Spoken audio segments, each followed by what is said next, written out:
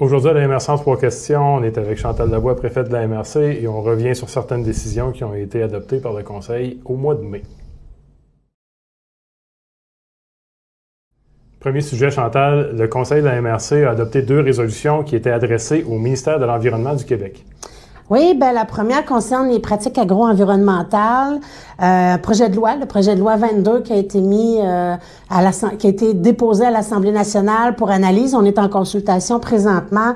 Le monde municipal, dans le fond, ce projet de loi-là, il y a 4 éléments qui est irritant pour les MRC. On parle d'articles, évidemment, dans ça. Plusieurs choses, entre autres au niveau de des obligations qui deviennent onéreuses pour la MRC, pour d'autres ministères aussi, redondantes aussi avec d'autres ministères, des choses qui sont au niveau des responsabilités par rapport à l'eau, des responsabilités qui s'entrecroisent avec d'autres ministères aussi, avec d'autres éléments. Donc, évidemment, la FQM, l'UMQ aussi a déposé des recommandations, des demandes vis-à-vis ça. Donc, la MRC a fait la même chose, a fait une résolution pour demander des ajustements, de reviser, dans le fond, ce projet de loi-là sur certains articles. Puis la bonne nouvelle, c'est qu'on a appris dernièrement que le ministre avait accepté d'abroger un de ces règlements-là, donc qui venait faciliter un peu les choses, mais on attend pour la suite des choses. Donc, dossier à suivre concernant ce projet de loi-là. On sait que la session parlementaire va se terminer début mi-juin, donc on surveille ça avec attention. Le deuxième, c'est pas un dossier nouveau aussi, c'est un dossier, le dossier des aires protégées. Les aires protégées, dans le fond, c'est que le gouvernement s'est mis une cible de 30% d'aires protégées d'ici 2030 sur l'ensemble du Québec. Il y a un exercice qui a été débuté de consultation, d'appel de projet. C'est le CRE, le Conseil régional de l'environnement du Bas-Saint-Laurent, qui mène ces activités de consultation-là, de concertation. Et plusieurs éléments aussi sont irritants pour les MRC là-dedans, dont, entre autres, on sait que la compétence essentielle de base d'une MRC, c'est l'aménagement du territoire. Là, on parle de faire l'aménagement du territoire sans que ce soit les MRC qui soient au cœur de cet exercice-là. Mais non, d'autant plus que tous les projets qui sont déposés, il manque beaucoup d'informations, d'études pour être capable d'analyser justement l'impact sur nos territoires, notamment des études de carence, des superficies exactes ou des choses comme ça là, par rapport à ces aires protégées-là. Donc, la MRC souhaite certaines informations. C'est une libellée dans notre résolution. Et on demande aussi des délais dans les fins de cette consultation-là pour être capable de faire des analyses nécessaires et de prendre en considération l'avis de la MRC aussi dans l'issue finale là, de la consultation. Fait que, grosso modo, c'est un peu les 2 demandes qui sont faites par rapport au ministère de l'Environnement.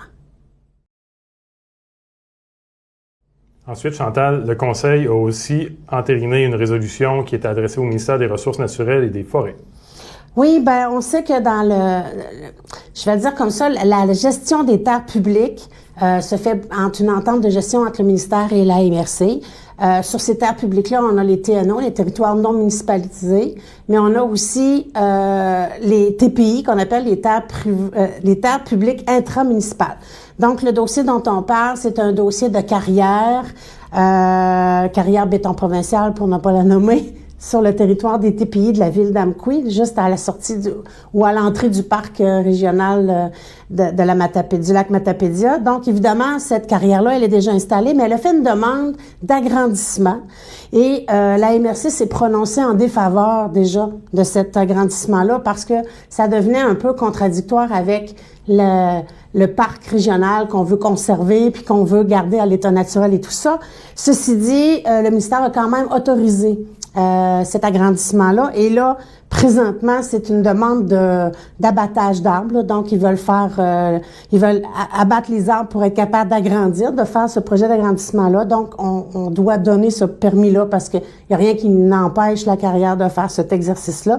Mais on a quand même voulu rappeler au ministère qu'on n'était pas en faveur de cet élargissement, de cet agrandissement-là. Et aussi, on a une grosse préoccupation par rapport au camionnage. Au niveau de la route, les impacts que ça pourrait avoir au niveau des utilisateurs, mais aussi de la ville d'Amqui, par exemple, qui a où les camions vont devoir emprunter la route municipale. Donc, on demande au ministère d'avoir un œil attentif là-dessus, essayer peut-être de voir s'il n'y a pas des façons aussi de minimiser ces impacts-là. Grosso modo, c'est un peu ça. Voilà, c'est un peu ça. La MRC a comme pas le choix de donner les permis et tout ça, mais on voulait quand même manifester au ministère en disant on a des préoccupations, c'est important pour nous, fait qu'on voudrait, on s'attend que vous allez bien jouer cette partie-là aussi. Finalement, Chantal, le Conseil a entériné la signature d'une entente avec le Centre de foresterie de Causa-Picale. Peux-tu nous en dire plus? Oui, ben on sait que le Centre de foresterie, il y a une forêt d'expérimentation, de recherche aussi qui est associée à ce centre-là, qui est plus dans le coin de Sainte-Marguerite, mais c'est quand même il y a une entente de gestion pour faire ça là, avec le ministère, justement, c'est une terre publique. Et la MRC, ben, elle a été sollicitée parce qu'on sait qu'on a une équipe de foresterie au sein de l'administration de la MRC.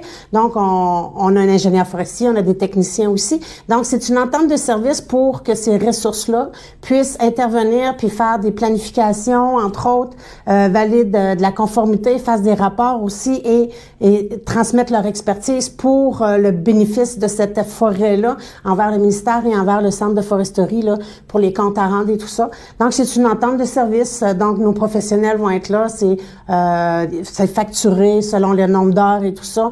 C'est vraiment, au lieu d'engager eux-mêmes un ingénieur ou des techniciens, ils vont prendre ceux de la MRC. Donc, c'est une entente de service là, entre le centre de foresterie et la MRC pour ces ressources-là. Puis évidemment, ben, on trouve ça quand même intéressant parce qu'effectivement, pour eux, ça empêche d'engager quelqu'un qui n'aurait pas nécessairement un nombre d'heures suffisant alors que nous, on est capable de livrer cette marchandise-là. Alors, c'est gagnant pour tout le monde. Merci beaucoup, Chantal, puis on se revoit bientôt pour un autre récapitulatif de séance du Conseil. Avec plaisir.